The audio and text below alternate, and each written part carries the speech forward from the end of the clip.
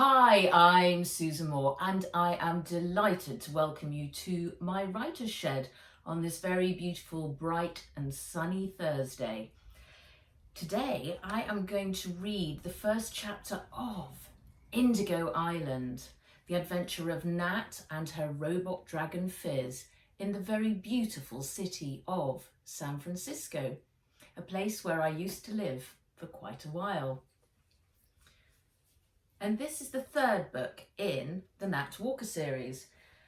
Earlier on, I have read Crimson Poison and Emerald Secret.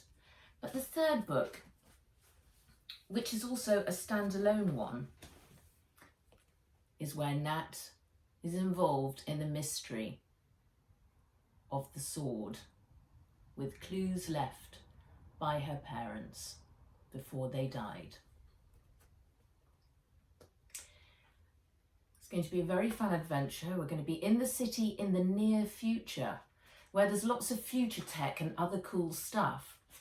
We have such things as groove riders, and a groove rider is a low-slung, hydrogen-powered sports car with a distinctive grooved bonnet.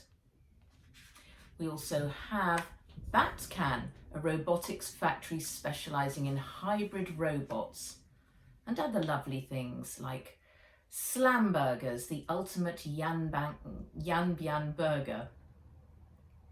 But first of all, let's get started with Chapter 1, Flying High. The jet rocketed through the ink-black night on its way to San Francisco. Nat pressed her cheek up against the window. She couldn't see a thing outside, but the smooth glass cooled her skin. She closed her eyes for the 100th time, willing it to go faster. It was a V-Styler, the speediest private jet ever made. It was fully tricked out, VR bed seats, everlasting velvet carpets, and a stew-bot butler. Despite the luxury, though, she would much rather be on the ocean on the Junco boat. Being in the sky in a jet like this only reminded her of how her parents had died all those years ago. "Are we nearly there yet?" she said. Her dragon robot Fizz was resting against a purple velvet cushion on the seat next to her. He was deep in sleep, getting a full power recharge before they landed.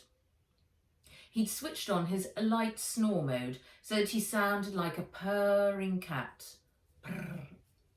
The moment he heard her question, though, his eyes snapped open. 48 minutes, he reported.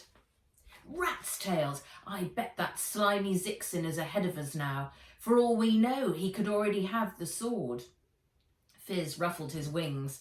The tiny emerald scales shimmered like leaves on a bright spring day.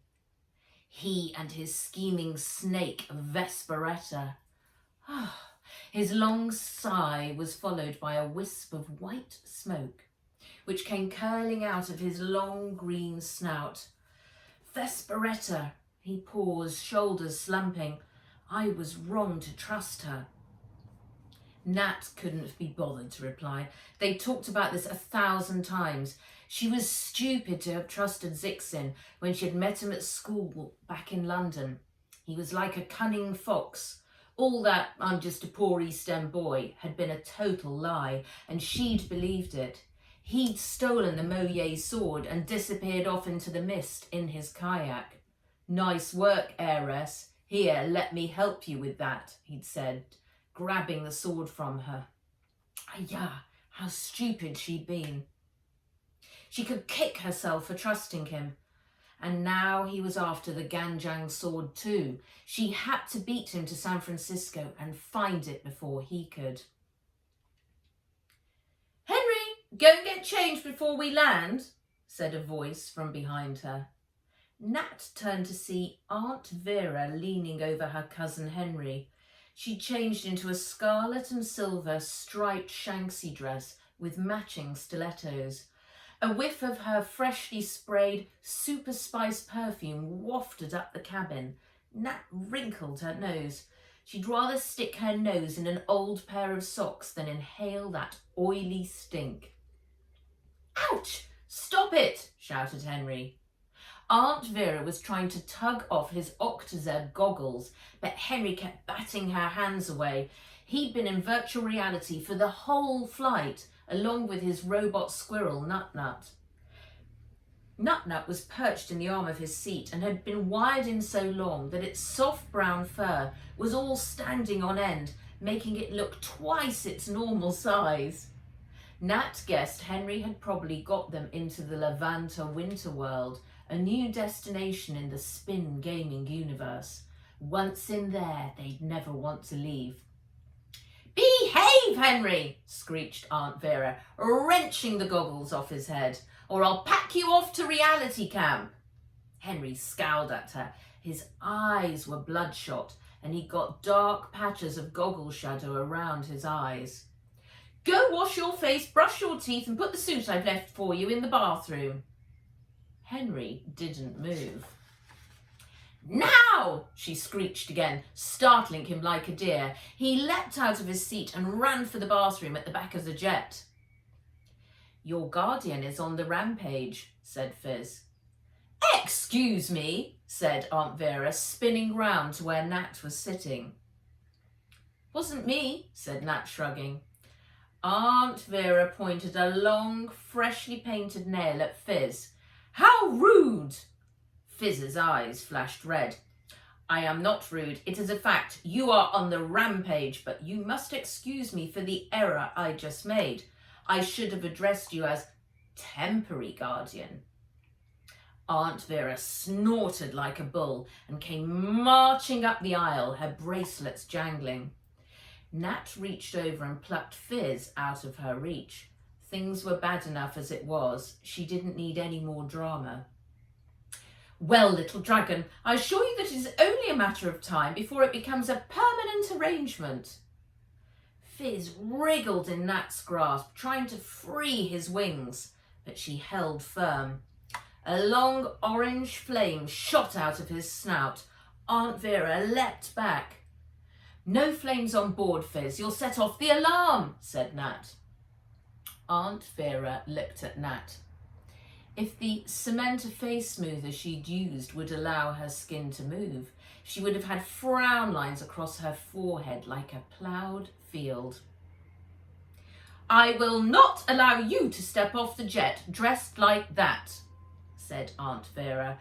Nat flinched as a long scarlet painted nail stabbed the air between them. "Imagine if someone sees you and publishes a photo of you. You are the heiress to spin. When Henry comes out, go to the bathroom and have a wash. I'll put one of my dresses in there for you." A flashback of the terrible days living under her aunt's rules in Hong Kong sparked fury in Nat. "Zoinks! I'm not going to put on one of your uncouth shanksy-schmancy dresses again in a zillion years." Aunt Vera pursed her lips into a sort of thin smile. "As your guardian, I demand that you do. If you defy me, I shall forbid you to leave the hotel." She spun on a spiky heel and marched off up the aisle, snapping her fingers in the air. "Stewbot, come here at once and arrange my hair." The robot butler came whizzing out of the galley kitchen, its two wheels spinning silently along the velvet floor. If Stewbot had any sense, it'll take its laser torch to that mushroom hairdo of hers, said Nat, relaxing her grip on Fizz. "Is there a 3D printer on board?" Fizz flew over to where a polished wood desk unit was built into the cabin wall. He used a silver talon to activate the control panel on the top. "Affirmative," he said. "Coo, have you still got the clothes designs that Wen sent before we left?" He nodded, his snout up and down. Nat hadn't looked at what her best friend had sent her from Hong Kong, but they had to be better than whatever horror her aunt had in mind. It's the end of chapter 1.